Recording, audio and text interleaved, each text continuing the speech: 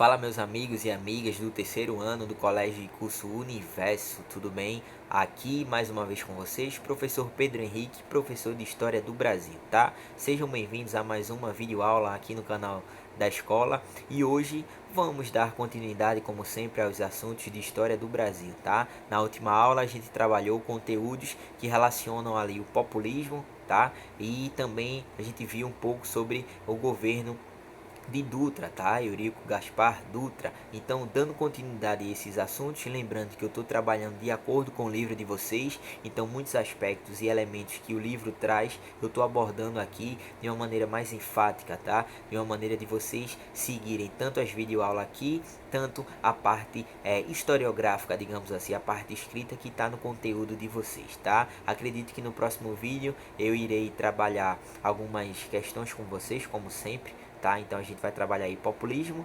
dentro do governo de Dutra e dentro do governo que a gente vai ver hoje de Getúlio Vargas, que é o segundo governo, tá? Então, pessoal, lembrem de estar sempre atento aí, sempre com o caderno em mãos, tá? Fazendo anotações necessárias, tá? Para vocês terem um estudo aí de melhor qualidade, tá? Tem uma organização boa para vocês não ficarem atrapalhados e não ficarem desatualizados em relação aos conteúdos, beleza? Então, sem mais delongas, vamos lá. Hoje a aula é sobre o segundo governo de Getúlio Vargas, tá? Que foi de 51 a 54. Então, ele assume esse governo de maneira democrática dessa vez, tá? Através de eleições certinhas, tá? Eleições aí que elas tiveram uma dimensão muito grande, porque lembra que eu tinha falado para vocês nas últimas aulas que o queremismo, tá? Queremos Getúlio, Getúlio tem que voltar ao poder, então o pessoal tava com essa fome aí atrás de Getúlio Vargas, atrás do que ele trouxe para o povo, tá? Atrás de suas contribuições aí por conta das causas trabalhistas, por conta das questões econômicas, e assim ele foi se tornando um líder muito carismático que começou a ter um equilíbrio com as camadas sociais de uma maneira muito clara e muito tranquila.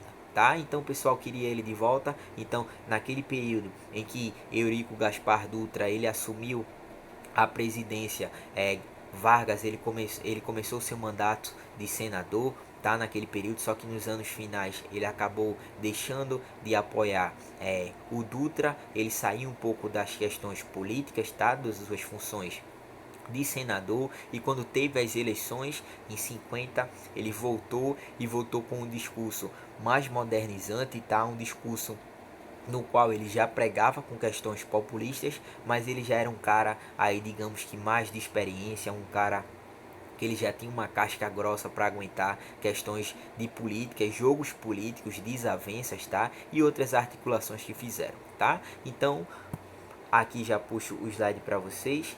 Então, eu disse aqui em cima que a volta ao cenário político para a disputa presidencial em 1950. Aqui eu mostro para vocês a imagem de Getúlio Vargas com Dutra, tá? Então, lembrando que Dutra, ele foi responsável ali pela organização do Estado Novo de 37 a 45. Ali ele era um dos braços direitos de Getúlio Vargas, tá? Eles eram amigos, eles tinham uma aliança muito forte em relação aos partidos políticos ali, principalmente conservadores, tá? Então, Dutra, desde a criação ali do Estado Novo, desde o pensamento e objetivo do Estado Novo, ele estava com Vargas e foi ele que foi o responsável de trazer várias medidas aí que limitassem as questões de liberdade dentro do território brasileiro, tá? Então é meio que contraditório, como eu disse para vocês, que quando houve a dissolução ali de Getúlio Vargas, ele assume nas eleições indiretas naquele período, tá? Então ele assume um cara que ele queria dar uma nova perspectiva ao Brasil, de um termo mais, de um caráter, de uma imagem mais democrática, mas foi ele que em 37 estava em todos os panos por trás aí em relação ao Estado Novo, tá? E agora Getúlio Vargas ele se desprende um pouco disso, eles se tornam aí oposição, tá? Até porque Dutra ele queria permanecer, e mesmo que ele não queria permanecer, ele queria botar alguém ali da confiança para continuar com suas políticas, e é isso que a gente vai aprender hoje, tá? Então Vargas ele volta nessas questões políticas presidenciais nas eleições de 1950, então ele vem com entusiasmo muito forte, tá? Então ele via na nação que precisava dele, precisava de um líder, de um discurso e de várias ações que ajudassem o povo naquele período, tá? Então é por isso que eu coloquei para vocês embaixo que ele tinha um discurso nacionalista e modernizante. Nacionalista, como vocês sabem, as causas da soberania nacional, tá? A questão de indústria, a questão da própria autonomia ali dos estados, a própria questão econômica, política e social também, e é um discurso que ele começou a retomar, e lembra que é um discurso muito próprio ali do que a gente chama de populismo, tá? Justamente aquilo que ele já tinha feito ali na sua era Vargas. Beleza? Então, terceiro ponto, destaquei para vocês que defesa da industrialização e riquezas nacionais. A gente viu que principalmente ali após o governo constitucional Vargas, ele começou a ter um objetivo muito de construir algumas empresas multinacionais, tá? Então a gente viu aí a parte do Vale do Rio Doce, a gente viu empresas que elas ganharam um caráter aí de indústrias fortes, consolidadas no Brasil, por conta do capital aqui, por conta dessa ajuda financeira de estados estrangeiros, beleza? E em relação à proteção de riquezas nacionais também, lembrando que quando a gente falou na última aula do governo de Dutra, ele começou a fazer uma abertura econômica, principalmente ligada aí aos Estados Unidos, tá? Então Vargas ele começou a tentar fazer um discurso mais de proteger as suas riquezas naturais contra esses consumidores, esses ameaçadores e invasores aí dos recursos e bens naturais brasileiros, tá? Então, quarta setinha eu coloquei para vocês que oposição a Dutra. Então aqui eles estão em uma plena conversa, mas eles começaram a ter uma rivalidade muito grande em relação a uma rivalidade política, tá?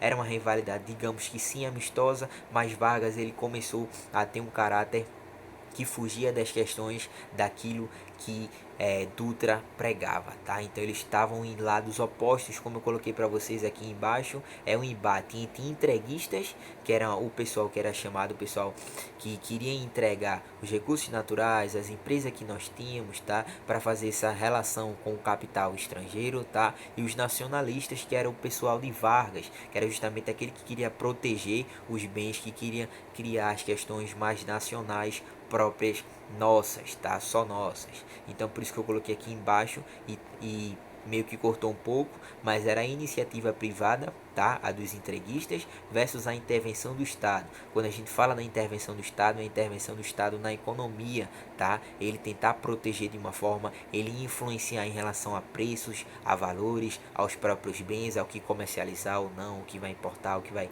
Então, é essa questão em que Vargas ele queria ter essa autonomia dentro do comércio, dentro da parte econômica, tá? Então esse aqui é justamente ali a introdução, poderia ter colocado o tópico lá, a introdução, tá? Então Vargas nessa questão ali de senador para poder virar um cara que almejava voltar à questão presidencial, tinha um discurso nacionalista e modernizante, a defesa da industrialização e riquezas nacionais, como a gente já vinha isso em questões da era Vargas, tá? E aí o grande embate, a grande rivalidade aí entre os entreguistas e os nacionalistas, tá? Ambos das questões de Dutra e outro ponto das questões de Vargas, e aí a gente pode denominar entre a iniciativa privada e a intervenção do Estado. Beleza? Terceiro ano, então vamos prosseguir. Trouxe para vocês aqui em relação ao que Vargas foi se atrelando em relação ao populismo, algumas medidas ditas populares, tá? Coisas que são bem sinônimas ao que ele já tinha feito lá na era Vargas. Então coloquei lá para vocês um resumo para lembrar, dar vocês que principalmente para o Enem, quando a gente fala desse caráter popular, é lembrar que ele tinha esse trabalho, tá, de conciliar diferentes interesses sociais. Então poderíamos dizer aqui como exemplo que Vargas era tanto um empresário, tá, o chefe, como o próprio trabalhador, o proletariado, tá? Então ele estava meio que em cima do muro, ajudando um, ajudando o outro, fazendo esse equilíbrio, enriquecendo ali a sua figura de líder e aí jogando ali pontos positivos para cada lado, tá, do muro. Então ele era um cara que tinha um equilíbrio, como eu falei para vocês ali, muito grande. Ele foi um líder em relação a políticas e estratégias, a organização muito forte. Então ele, se a gente for falar Como eu já disse em outras aulas, a imagem de um líder popular, a gente vem logo em mente Vargas, a gente pode lembrar aí das questões do governo do PT em relação ao Lula também. Beleza? Então, segundo ponto, as questões que eram propagadas, esse populismo em relação a passar uma imagem do pai dos pobres, do amigo aí do trabalhador, era o uso intenso dos meios de comunicação, como eu já tinha falado para vocês, em relação à era de ouro do rádio, tá? Então, naquele período ali, 1930 em diante, todo mundo tinha ali no pezinho da cama, tá, um rádiozinho que passavam aí a hora do Vargas, passavam vários programas que falariam bem, trazendo propagandas aí positivas para aquilo do governo, tá? Então é claro que maquiava muita coisa, principalmente maquiou ali dentro do Estado Novo, tá? Não dizia todas as notícias fielmente aos seus clientes, tá? Então, o uso intenso foi muito forte em relação a várias publicações. É claro que vocês têm que lembrar que a dimensão que temos hoje de propagação de ideias através das redes sociais é diferente do que tinha naquele período, tá? Mas é claro que as mensagens, os discursos eram passados ali de uma forma também muito rápida, tá?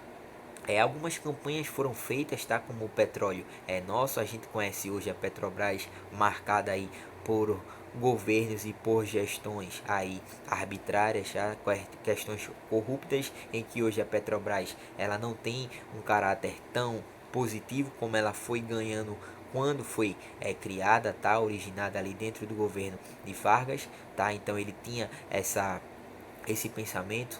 Então ele começou a fazer essas campanhas, como o petróleo é nosso, tá? Então defendeu aí a criação da Petrobras, como vocês sabem da existência dela hoje. Ele também fez a questão do reajuste do salário mínimo, pensando em fazer essa articulação aí com as camadas mais pobres. Só que lembra que naquele período ali pós era Vargas e o início do governo de Dutra passava assim uma estabilidade financeira e econômica em relação à inflação, tá? Os produtos e a moeda brasileira ela acabava perdendo seu lucro de uma forma muito rápida, tá? Então, tanto faz naquele período você pegar um produto que naquele momento estaria por um preço, no outro dia poderia estar num absurdo, e assim o pessoal ficava de uma maneira muito preso em relação ao que consumir, tá? Então a inflação, principalmente quando a gente for ver lá pós governos militares, foi muito forte, tá? Então a gente vai entender isso de uma maneira bem mais clara, e são dívidas que pagamos até hoje, beleza? Dentro dessa tentativa do controle da inflação, a gente pode falar também da crítica à influência do Estado do próprio Estados Unidos, tá? Lembrando que eu falei para vocês que a reabertura, quando a gente tratou da economia dentro do governo de Dutra, ele começou a ter uma conciliação com a parte econômica muito forte dentro, fazendo essa aliança com o pessoal dos Estados Unidos. Então Vargas, ele como nacionalista, ele criticou bastante isso, e ele trouxe em suas propagandas essa crítica muito forte, tá? Então ele era um cara que defendia as questões naturais nacionais, era um cara que protegia em relação às indústrias que viriam surgir aqui no Brasil sem o apoio e sem a autonomia de líderes de lá de fora, tá? Sem o capital. Então ele queria que o povo realmente exercesse função de emprego, de instituição, de organização dentro, sem ter uma ajuda, sem ter uma própria administração fora, principalmente com essa influência dos Estados Unidos, tá? Então, dentro desse período, Vargas, quando ele vence a eleição, é claro que foi um período muito curto, onde a instabilidade ela tomou conta do governo por conta de várias coisas, como eu posso falar para vocês, vários setores, como eu coloquei na segunda setinha, eles começaram a ter uma desavença com as articulações de Getúlio Vargas, tá? Por quê? Porque eles viram que Getúlio Vargas ele estava ligado, digamos que mais para o lado da esquerda, como a gente pode falar hoje, tá? A proteção aos trabalhadores, a questão de liberdade, a questão aí de pontos positivos para algumas camadas que não são tão beneficiadas, tá? Então o pessoal que estava nos jogos políticos, que eram os mais conservadores, os mais de direitas, principalmente ali com o apoio das Forças Armadas, viam Vargas ali como uma ameaça a seus próprios bens, a sua própria autonomia dentro aí da estabilidade do governo. Então o Vargas ele vai perdendo um pouco esse equilíbrio, principalmente ali por conta das questões políticas e por conta dos seus objetivos e ações que ele tinha naquele momento, tá? Então é por isso que eu coloquei no segunda seta: setores conservadores e as forças armadas pediam a sua renúncia, tá? Então nos últimos anos, perda do apoio popular. Essa perda do apoio popular foi justamente por conta dessa instabilidade do governo. Então, muito da parte econômica, principalmente com a inflação. Muita gente acusou o próprio Getúlio Vargas como o culpado dos preços estarem dessa forma que foi ali, principalmente em 1953 a 1954, tá? Então aí a gente fala um pouco sobre Carlos Lacerda, que foi um jornalista que perseguia Vargas já há um bom tempo, que a gente inclusive falou um pouco dele dentro da era Vargas, tá? Então ele, o personagem principal aqui, novamente, porque ele sofre aí um atentado, tá? O tiro pega de raspão, ele é levado ao hospital e tudo mais, numa, se eu não me engano, foi em 1954, tá? Já ali no fim, e ele usou esse atentado para culpar Vargas, tá? Então ele tinha vários discursos contra Vargas. Então ele tinha até uma propaganda específica, ele discursava aí nos rádios, nas editoras contra a autonomia de Getúlio Vargas, tá? Ele era um opositor, realmente um opositor daquele fiel e radical, tá? Então ele sofre esse atentado. A aeronáutica, as forças armadas já viram isso também como uma maneira de fazer com que Getúlio Vargas saísse da presidência, tá? Então por isso que ela assume aí a investigação, e eles descobriram que pessoas ligadas ao presidente, tá, articularam esse atentado contra o Carlos Lacerda, que perseguia Vargas aí desde da grande era Vargas, tá? Então o que é que acontece? Getúlio Vargas, com uma grande pressão aí política, tá? Em questão de não ter mais uma aliança, não ter mais um pulso firme, principalmente ali com os trabalhadores, tá? Que já estavam vendo Getúlio Vargas também como um cara que poderia cair naquele momento, tem um desequilíbrio muito forte em relação às suas políticas e atrelar a questões mais conservadoras, tá? Então ele não tinha o apoio das forças armadas, eles não tinham o apoio de várias classes sociais, então politicamente ele estava indefeso. Economicamente o Brasil passava por uma instabilidade muito forte em relação principalmente ao aumento da inflação, tá? Então várias medidas e confusões foram tomadas nesse período até ter toda essa pressão em cima do líder que estava controlando a nação nesse período. Então Vargas ele já tinha dito publicamente que ele só sairia ali do governo morto, tá? Então ele em uma certa noite ele comete suicídio, tá? Ele atira contra si próprio, tá? E um tiro no coração. E Vargas ele comete esse suicídio, e o pessoal ele vem às ruas, tá? E tem várias aclamações aí por conta de Getúlio Vargas, da morte. Então é uma notícia que circundou aí todas as propagandas em relação ao Brasil, em relação a fora, ao exterior também, devido a esse grande fato histórico que aconteceu nesse período ali da nova democracia que estava começando a surgir. Tá? Então acredito que na próxima aula, para puxar gancho de outro presidente, eu irei falar um pouco mais sobre essa parte do suicídio, tá? Para não ficar tão longo aqui o vídeo, acredito que eu passarei também uma atividade no grupo para vocês, falando da carta que Getúlio Vargas ele deixou, tá? Uma carta bastante comovente, tá? Que emociona bastante, onde tem uma das frases mais icônicas aí da história do Brasil, tá? Que a gente vai ver, que eu passarei uma atividade para vocês, beleza? Então aqui eu trago algumas imagens, na próxima aula a gente continua, espero que vocês estejam todos bem, e aquele abraço e até a próxima, valeu!